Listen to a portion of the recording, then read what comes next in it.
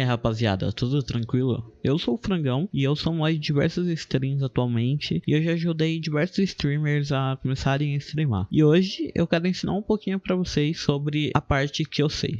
Bom, hoje eu vou mostrar pra vocês como baixar o OBS e como configurar ele da forma mais básica possível. Bom, nós utilizaremos o OBS.live, que é o OBS comum, um add-on do Stream Elements, que é um sistema de bot para stream, que pode ter comandos no chat, apostas, a lojinha e sorteios. Bom, vamos lá. Primeiro, vamos entrar no site de streamelements.com, que eu já tô aberto aqui, e clicar no botão da Twitch, que é para fazer o login a partir da Twitch. Bom, eu já confirmei os termos, mas provavelmente ele vai pedir para você confirmar os termos e você vai lá e confirma. Logo entrando no painel da Stream Elements, a gente vai ter que vir aqui em Activate e clicar para ativar o bot no nosso chat. E logo em seguida, a gente vai vir diretamente em obs.live ou entrando no link que vai estar aí na descrição, que é para a gente poder baixar o obs.live. Entrando aqui, a gente clica em Download e vai baixar o installer. Bom, depois que você fizer o download, é só você instalar normalmente. Assim que você abrir o OBS depois de instalar, ele vai pedir para fazer uma atualização. Você pode clicar para pular a versão ou para te lembrar depois, porque agora não é tão importante essa atualização assim. Bom, depois que você fizer a atualização, você já pode utilizar seu OBS, configurando ele para depois poder streamar. Basta você clicar aqui para conectar com a Twitch e vai ser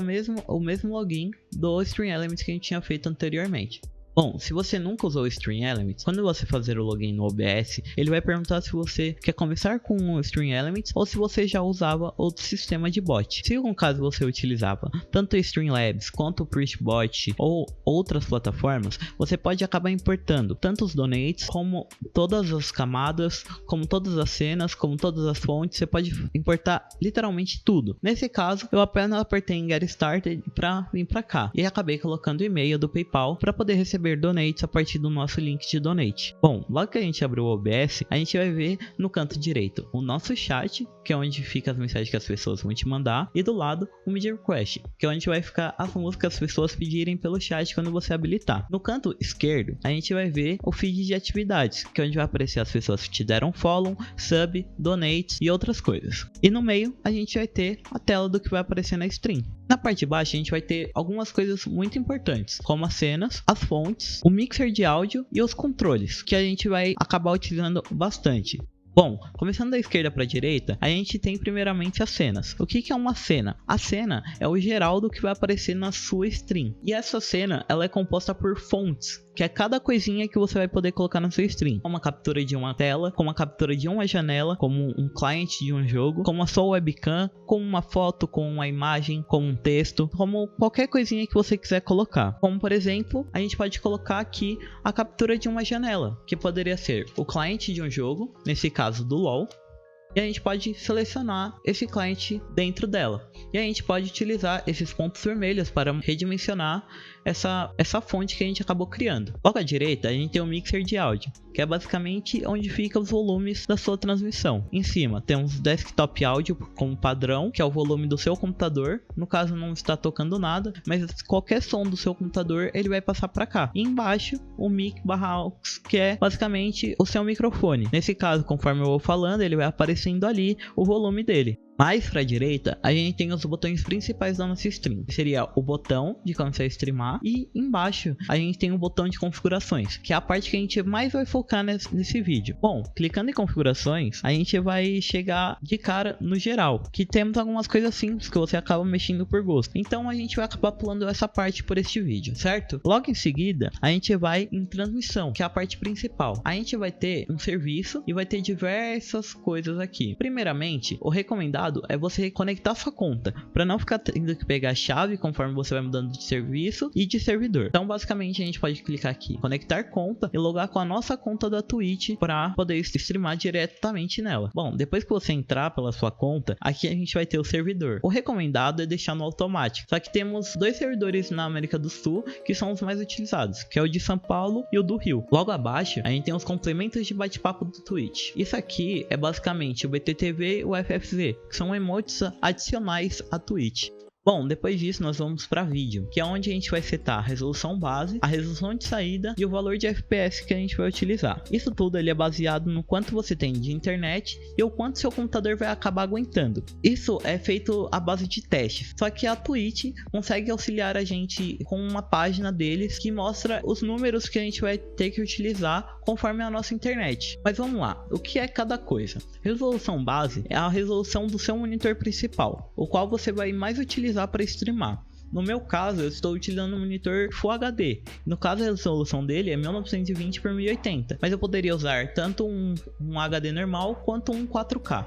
Resolução de saída é a resolução máxima que vai ser passada do OBS para a stream. Nesse caso, a stream ela vai estar em 720p, no caso o HD normal, 1280 por 720. E o valor de FPS é o quanto a gente vai acabar passando para a stream. Normalmente a gente utiliza ou 30 ou 60 FPS. Bom, mas como que eu vou determinar a resolução que a gente vai utilizar e a quantidade de FPS? A partir do site que eu falei, temos uns exemplos de quanto a gente vai poder utilizar, tanto de resolução quanto de FPS. Por exemplo, para a gente utilizar um 1080p, que é Full HD, e 60 FPS, a gente precisa de um bitrate de 6000 kbps, que seria 6 megas de upload. 1080p 30 fps, 4500, 720p 60 fps, 4500 também, e 720p 30 fps, 3000. Bom, temos outra tabela na direita, mas a gente vai utilizar isso depois. O bitrate acaba sendo o mesmo para cada resolução, então não interfere em nada.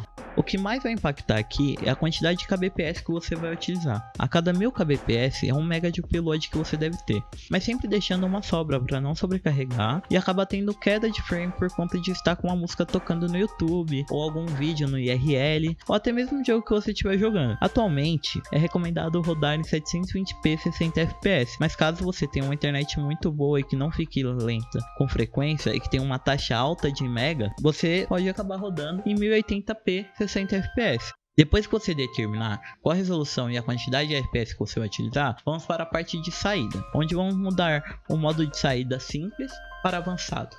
Primeiramente, vamos ver o encoder. Caso você tenha uma placa de NVIDIA, você terá duas opções, que é o X264 e o NVIDIA NVENCE. O X264 ele é melhor com flashes e transição entre cores claras e escuras. Já o NVENCE é melhor com mudanças e movimentos rápidos e também para legibilidade de textos. Normalmente recomenda-se utilizar o X264 caso você tenha capacidade para isso. No caso, tendo um processador bom. Como os processadores atuais vêm equipados com vários núcleos, eles acabam dando conta. Se seu CPU for mais velho, é recomendado utilizar o NVENCE para ter mais estabilidade.